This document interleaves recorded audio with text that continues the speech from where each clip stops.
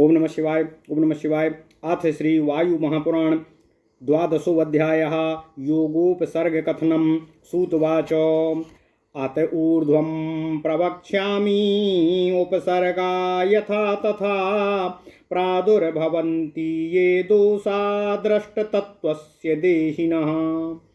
मानुष्यान् विविधान् कामान् कामयेत ऋतुं स्त्रियः विद्यादान फलं चैव अपसृष्टस्तु योगवितो।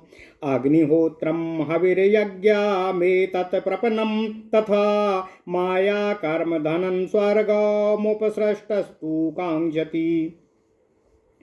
एषु कर्मसु युक्तस्तु सो विद्यावसमागतः उपसृष्टं तु जानीयाद् बुद्ध्या चैव विसर्जयेत।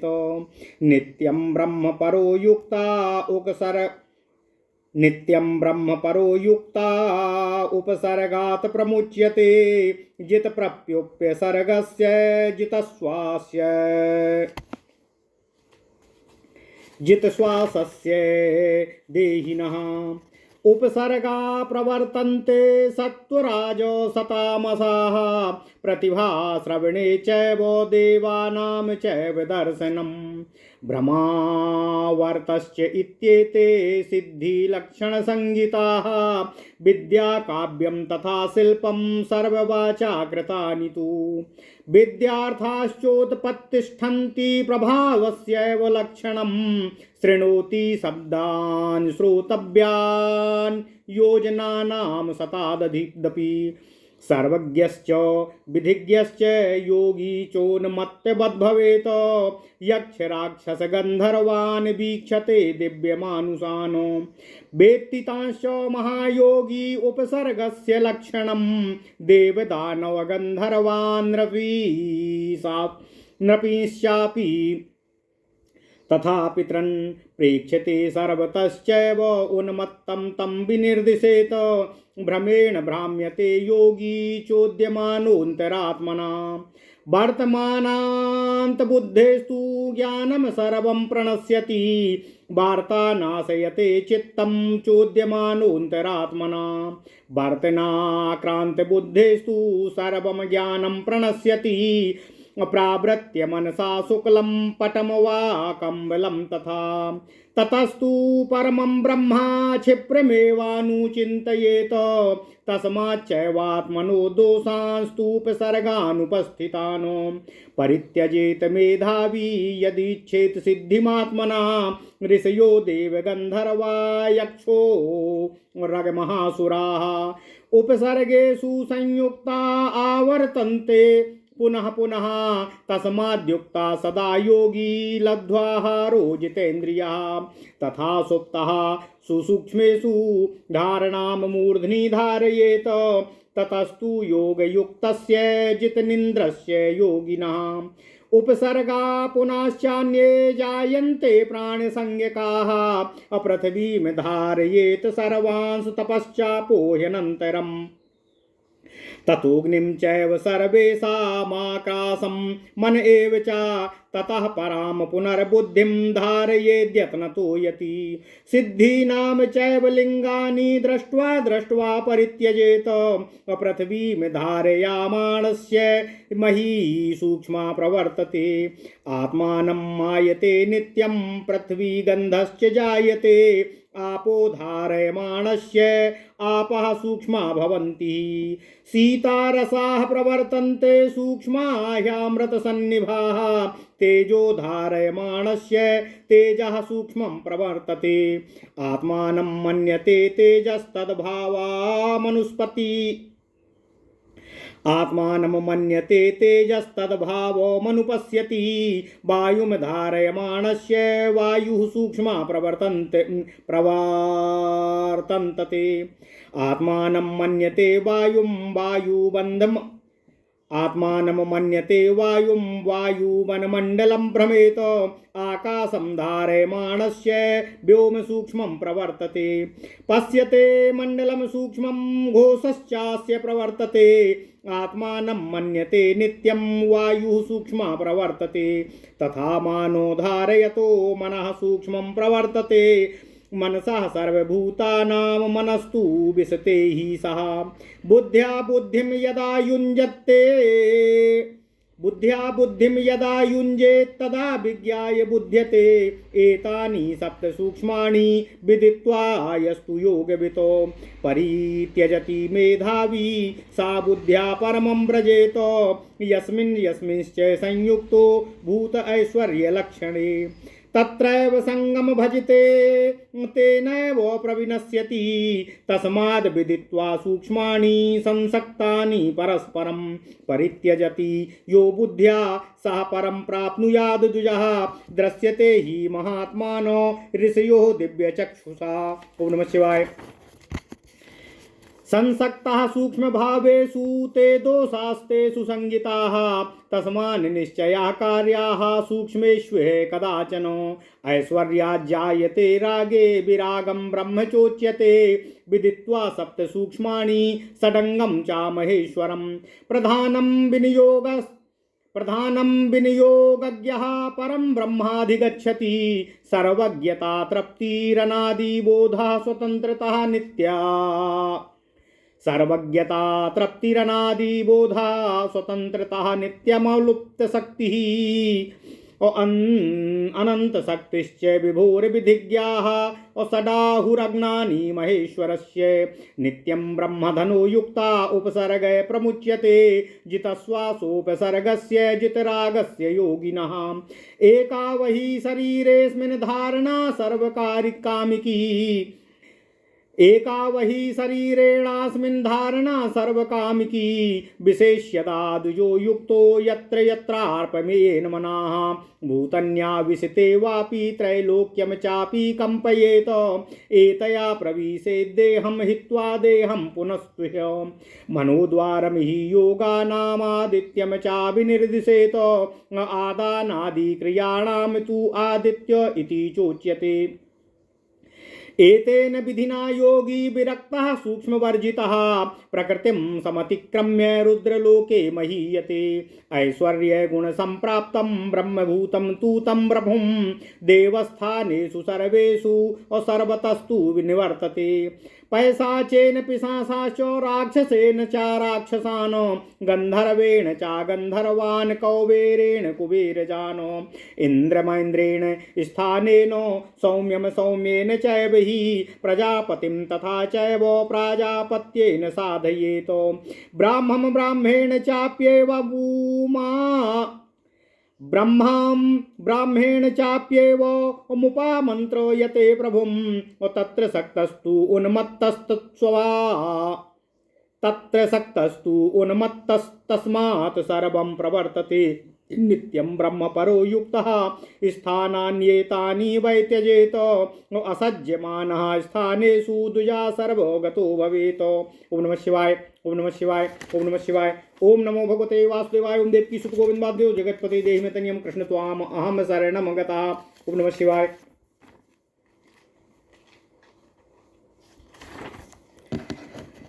अथ श्री वायु पुराण द्वादशो अध्यायः योगोपसर्ग कथनम। सूत जी कहते हैं, हे ऋषियों, अब मैं तत्व दृष्टि संपन्न योगियों में जो उपसर्ग उत्पन्न होते हैं उन्हें आपसे यथावत बता रहा हूँ। विविध मानवीय कामना, स्त्री प्रसंग, अभिलाषा, पुत्रोत्पादन की इच्छा, विद्यादान, अग्निहोत्र, हविर यज्ञ, अन्य प्रकार की तपस्या, कपटता, धनोपार्जन, स्वर्ग की कामना, इन सब कार्यों में आसक्त होने पर योगी अविद्या के वशीभूत हो जाता है। इसलिए इस प्रकार के विघ्न होने पर विवेक पूर्वक उनका परिहार मनुष्य को करना चाहिए। नियम पूर्वक ब्रह्मपरायण होकर योगानुष्ठान करने से योगी उपसर्गों पर विजय प्राप्त करने में समर्थ हो जाता है। योगियों के श्वास तथा उपसर्ग के विजय कर लेने पर उसमें सात्विक, राजस तथा तामस उपसर्ग प्रादुर्भूत होते हैं। दूर श्रुति शक्ति, देव दर्शन तथा भ्रांतिहीनता ये सब सिद्ध के लक्षण कहे जाते हैं। विद्या, कवित्व, शिल्प निपुणता, सर्व विद्या बोध तथा शास्त्र तत्व का ज्ञान ये योग के प्रभाव के फल होते हैं। योगी 100 योजन दूर से भी शब्द को सुन सकता है। वह सर्वज्ञ, विधियों का ज्ञाता होता है तथा उन्मत्त की भांति रहता है। योगियों में ये सब लक्षण दिखाई पड़ते हैं। यक्ष, राक्षस तथा गंधर्व आदि दिव्य दर्शन भी योगियों के लिए उपसर्ग अर्थात विघ्न कहे जाते हैं। जब योगी चारों ओर देव, दानव, गंधर्व, ऋषि तथा पितृगणों का दर्शन करता है तब वह उन्मत्त हो जाता है। भ्रांत योगी भ्रमवश अंतरात्मा द्वारा विविध विषयों में जब निरत हो जाता है तब वार्ता द्वारा उसका चित्त आक्रांत होकर विकृत हो जाता है। जब वह वार्ताक्रांत होता है तब उसकी बुद्धि विनष्ट हो जाती है और वह संज्ञा रहित हो जाता है। इस प्रकार होने पर तुरंत शुक्ल कंबल से देह को पूरी तरह ढककर मन में परब्रह्म का ध्यान करना चाहिए। इसलिए बुद्धिमान व्यक्ति मानव सिद्धि प्राप्त करने के लिए आत्मदोषों का तथा उपसर्ग समूहों का परित्याग करे। ऋषि, देवता, गंधर्व, यक्ष, सर्प, महासुर आदि उपसर्गों के वशीभूत होकर पुनः पुनः उसके अधीन होते रहते हैं। अतः योगी अल्पाहार करे तथा जितेंद्रिय होकर निद्रा पर विजय प्राप्त करके मस्तक में सूक्ष्म विषयों की धारणा करे। इसके बाद निद्रा पर अधिकार करने वाले योगी में प्राण नामक अन्य उपसर्ग उत्पन्न होता है। इस प्रकार होने पर सबसे पहले पृथ्वी की धारणा करें, फिर यथाक्रम जल, अग्नि, वायु, आकाश, मन तथा बुद्धि की धारणा करें। यत्नपूर्वक इन सब की धारणा करने के पश्चात जब सिद्धि के लक्षण दिखाई दें तो क्रमानुसार एक एक का परित्याग करें। पृथ्वी की धारणा करने पर उसके शरीर में सूक्ष्म रूप से पृथ्वी तत्व प्रवेश कर जाते हैं। योगी तब निश्चयात्मक रूप से अपने को पृथ्वीमय समझे। उस समय उसके शरीर में उत्तम गंध आने लगती है। जल की धारणा करने पर जल के सूक्ष्म तत्व उसमें प्रविष्ट हो जाते हैं। तब उसमें से अमृत में शीतल सूक्ष्म रस प्रवाहित होने लगता है। तेज की धारणा करने पर तेज रूप सूक्ष्म रूप से उसमें संक्रांत हो जाता है। तब योगी अपने को तेजोमय समझने लगता है तथा उसी भाव को देखता है। वायु की धारणा करने पर वायु सूक्ष्म रूप से उसमें प्रवेश कर जाता है।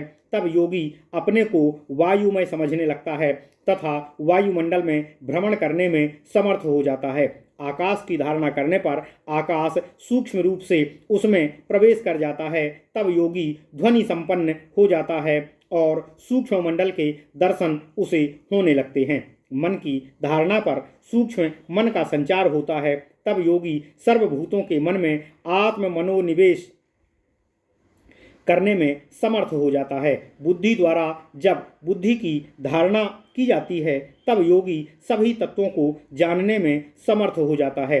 जो योगी इन 7 सूक्ष्म तत्वों को जानकर भी इन्हें कुछ समझते हुए इनका परित्याग करता है तब वह अपनी बुद्धि द्वारा परम तत्व को प्राप्त होता है। योगी जिस किसी ऐश्वर्य लक्षण वाले भूत पर आसक्त होकर उसका सेवन करता है तब उसका चित्त निश्चित रूप से विनाश की ओर जाता है। इसलिए जो ब्राह्मण सूक्ष्म परस्पर संसक्त भूत समूहों का परिहार करता है वह ही परम पद को प्राप्त करते हैं। ऐसा देखा गया है कि दिव्य नेत्रों वाले महात्मा ऋषिगण भी सूक्ष्म भाव समूहों में समासक्ति के कारण दोषयुक्त हो गए हैं। इसलिए सूक्ष्म भूत समूहों में कभी भी आस्थावान न हों। ऐश्वर्य से अनुराग उत्पन्न होता है परंतु ब्रह्म रागहीन होता है। इसलिए 7 सूक्ष्म समूहों तत्वों का षडांग महेश्वर को जान जो प्रकृति नियोग निपुणता से पारदर्शी होने में समर्थ होते हैं वे ही उस परब्रह्म को प्राप्त करते हैं। विधि तत्व के ज्ञाता व्यक्तियों ने विभु महेश्वर के षडंग तत्व को इस प्रकार बताया है। सर्वज्ञाता, तृप्ति, अनादि बुद्धि, स्वतंत्रता, नित्य अलुप्त शक्ति तथा अनंत शक्ति। परब्रह्म को ही परम धन जानने वालों के सभी उपसर्ग नष्ट हो जाते हैं। जिन्होंने श्वास तथा उपसर्गों को जीत लिया है उनके लिए सर्वकाम साधनी एकमात्र धारणा ही विहित होती है। योगी जहाँ जहाँ भी मन साधना पूर्वक धारणा का अवलंबन करते हैं वहीं प्रवेश कर जाते हैं। वे तीनों लोकों को कंपित कर सकते हैं तथा अपने देह का त्याग कर अन्य देह में प्रवेश कर सकते हैं। सभी योगों का मन द्वार स्वरूप होता है। आदित्य को भी योग के द्वार के रूप में निर्देशित किया गया है। वे इंद्रियों का आदान करते हैं, अर्थात इंद्रिय वृत्ति को आकर्षित करते हैं, इसलिए उन्हें आदित्य कहा जाता है। जो योगी विषयों में आसक्ति रहित तथा सूक्ष्म तत्वों के संसर्ग से वर्जित हो विधानानुसार योगानुष्ठान में रत रहता है, तब वह प्रकृति का अतिक्रम करके ससम्मान रुद्रलोक में निवास करता है। ऐश्वर्य गुण से उत्पन्न होने पर योगी ब्रह्म तत्व को प्राप्त होता है। तब उसमें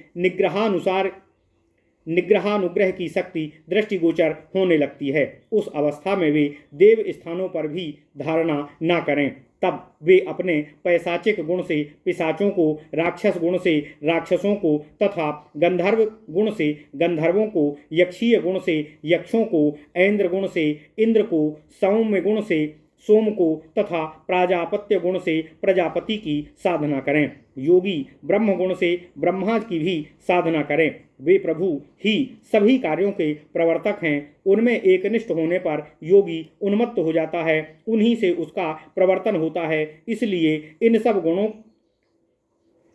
गुण स्थानों का त्याग कर योगी नित्य ब्रह्मरत हो जाए। इन गुण स्थानों से विरत योगी ही सर्वत्रगामी हो जाता है। ओम नमः शिवाय। इति श्री वायु महापुराणे वायु प्रोक्ते योगोपसर्ग निरूपणम नाम 12वां अध्याय। इस प्रकार श्री वायु महापुराण के योगोपसर्ग निरूपण नामक 12वां अध्याय पूर्ण हुआ। ओम नमः शिवाय। ओम नमः शिवाय। अथ श्री वायुपुराण 13वां अध्याय योगैश्वर्य निरूपणम। वायुर्वाच अत ऊर्ध्वं प्रवक्ष्यामि ऐश्वर्य गुण विस्तरम येन योगो विशेषेण सर्वलोकानतिक्रमेतो।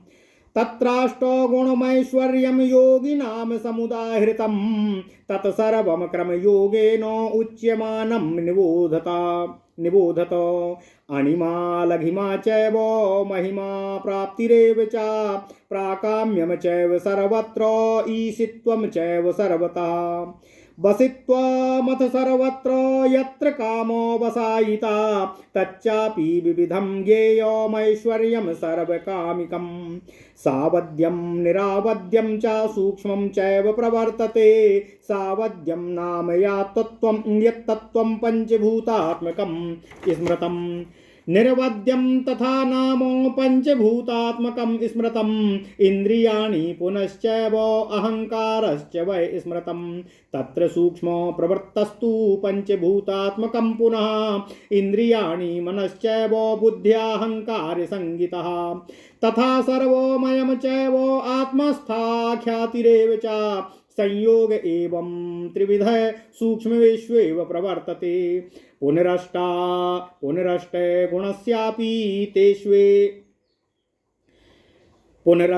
गुणस्यापि तेष्वेवाथ प्रवर्तते। तस्य रूपं प्रवक्ष्यामि यथा भगवन् प्रभु। त्रैलोक्ये सर्वभूतेषु जीवस्यान्यतः स्मृता। अणिमा च यथा व्यक्त्यं सर्वं तत्र प्रतिष्ठितं। त्रैलोक्ये सर्वभूतानां दुष्प्राप्यं समुदाहृतं तच्चापि भवति प्राप्यं प्रथमं योगिनां बलात्। लम्बनं प्लवनं योगे रूपमस्य सदा भवेत्। शीघ्रगं सर्वभूतेषु द्वितीयं तत्पदं स्मृतं। त्रैलोक्ये सर्वभूतानां प्राप्तिः प्राकम्यमेव च। महिमा चापि यो यस्मिन् तृतीयो योग उच्यते। त्रैलोक्ये सर्वभूतेषु त्रैलोक्यं गमं स्मृतं। प्रकामान् विषयान् भुङ्क्ते न च प्रविहतः क्वचितो। त्रैलोक्ये सर्वभूतानां सुख दुखे प्रवर्तते। ईशो भवति सर्वत्र प्रविभागेन योगवितो।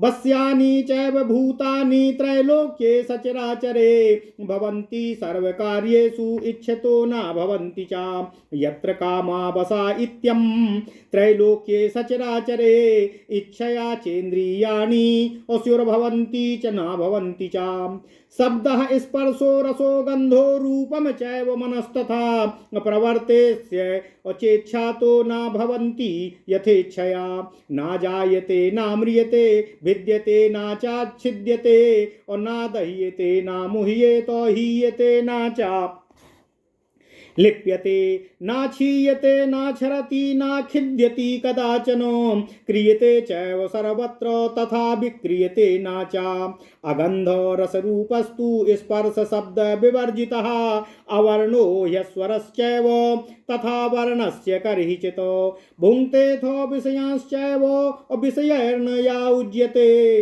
भुङ्क्तेऽथो विषयांश्चैव विषयैर्न चायुज्यते ज्ञात्वा तु परमं सूक्ष्मं सूक्ष्मत्वाच्चापवर्गकाः अव्यापकस्त्वापवर्गाच्च अव्यापित्वात् पुरुषः स्मृतः अपुरुषः सूक्ष्मभावात् तु ऐश्वर्ये परतः स्थितः गुणान्तरं तु ऐश्वर्ये सर्वतः सूक्ष्म उच्यते ऐश्वर्यम् अप्रतिघाति प्राप्य योगम् अनुत्तमम् अपवर्गो ततो गच्छेत सूक्ष्मं परमं पदम। ओम नमः शिवाय, ओम नमः शिवाय, ओम नमः शिवाय। अथ श्री वायुपुराण त्रयोदशोऽध्यायः योगैश्वर्य निरूपणम्। वायुदेव जी कहते हैं, हे ऋषियों, अब मैं जिन योग कौशल द्वारा सर्वलोकों को जीता जा सकता है उन योग ऐश्वर्य का विस्तार से आपके सम्मुख वर्णन कर रहा हूँ। हे योगियों, योगियों के 8 प्रकार के ऐश्वर्य कहे गए हैं। मैं यथाक्रम से उनका वर्णन आपके सम्मुख कर रहा हूँ, आप लोग उसे सुने। अणिमा, लघिमा, महिमा, प्राप्ति, प्रकाम्य, ईशित्व, बसित्व तथा कामावसायिता, ये 8 ही ऐश्वर्य होते हैं। ये सर्वकामिक ऐश्वर्य ही विविध प्रकार के कहे गए हैं, जैसे सावध्य, निर्वध्य तथा सूक्ष्म। सावध्य तत्व पंचभूतात्मक है, निर्वध्य तत्व भी पंचभूतात्मक है। स्थूल इंद्रिय मन और अहंकार, सूक्ष्म इंद्रिय मन, बुद्धि तथा अहंकार तथा सर्वमय आत्मख्याति 8 ऐश्वर्यों की यह ही त्रिविध प्रवृत्ति होती है। सूक्ष्म तथा स्थूल सभी भूतों में ये 8 ऐश्वर्य जिस प्रकार प्रवृत्त होते हैं, उसे जिस प्रकार प्रभु ब्रह्मा ने कहा है, मैं वैसे ही आपसे कह रहा हूँ। तीनों लोकों में जितने भी जीव जंतु हैं, वे सब अणिमा ऐश्वर्य प्राप्त योगी के बस में हो जाते हैं। तीनों लोकों में सभी भूतों के लिए जो दुष्प्राप्य है, उसे योगी अपने प्रथम अणिमा अर्थात योग बल द्वारा प्राप्त कर लेता है। द्वितीय लघिमा ऐश्वर्य द्वारा योगी सब प्राणियों के मध्य अत्यंत शीघ्रता से गमन कर सकते हैं। वे नभ में विचरण तथा जल में संतरण कर सकते हैं। तृतीय महिमा ऐश्वर्य प्राप्त करने वाला योगी त्रैलोक्य के सभी पदार्थों को प्राप्त कर सकता है। प्रकाम्य ऐश्वर्य के फलस्वरूप योगी इच्छा अनुसार विषय भोग प्राप्त कर सकता है, उसे अप्रतिहत गति प्राप्त होती है। महिमा के द्वारा एक स्थान पर रहकर त्रैलोक्य के सभी जगहों से संयुक्त हो सकता है। ईशित्व के प्रभाव से योगी त्रैलोक्य के सभी प्राणियों के सुख दुख का विधान करने में समर्थ हो जाता है। कामावसित्य द्वारा सभी योगी के बस में हो जाते हैं। यह इसकी इच्छा पर ही होता है। कामावसायिता के प्रभाव से योगी के इच्छा अनुसार ही सब कार्य घटित होते हैं तथा प्राणी उसके वशीभूत हो जाते हैं, किंतु इच्छा न होने पर ऐसा नहीं होता। शब्द, स्पर्श, रस, गंध, रूप तथा मन ये सभी योगी की इच्छा अनुसार ही प्रवर्तित होने लगते हैं, किंतु इच्छा न होने पर ये किंचित भी प्रवर्तन नहीं करते हैं। इस प्रकार के योगी को जन्म, मृत्यु, छेद, भेद, दाह, मोह, संयोग, वियोग, क्षय, क्षरण, खेद तथा विकार आदि कुछ भी प्रतीत नहीं होते हैं। वे सभी अवस्थाओं में अपनी इच्छा अनुसार कार्य संपादन कर सकते हैं। गंध, रस, रूप, स्पर्श, शब्द, वर्ण, स्वर ये सब कुछ भी नहीं होते हैं। ये विषय भोग तो करते हैं, किंतु उनमें कभी लिप्त नहीं होते हैं। परम सूक्ष्म का ज्ञान होने पर अपवर्ग प्राप्त होता है। यह अपवर्ग अतीव सूक्ष्म है। परम पुरुष को अपवर्ग व्यापक तथा व्यापित्व के कारण ही पुरुष कहा गया है। पुरुष सूक्ष्म रूप से ऐश्वर्य में अवस्थित होता है। ऐश्वर्यगत अन्य गुण सबकी अपेक्षा अधिक सूक्ष्म होते हैं। मनुष्य उत्तम योग द्वारा अनपाई ऐश्वर्य प्राप्त कर फिर सुसूक्ष्म अपवर्ग नाम वाला परम पद प्राप्त कर सकता है। इस प्रकार श्री वायु महापुराण में प्रक्रियापाद में योगैश्वर्य निरूपण नामक 13वां अध्याय पूर्ण हुआ। इति श्री वायु महापुराणे वायु प्रोक्ते योगैश्वर्य निरूपणम नाम त्रयोदशो अध्यायः। ओम नमः शिवाय, ओम नमः शिवाय, ओम नमः शिवाय।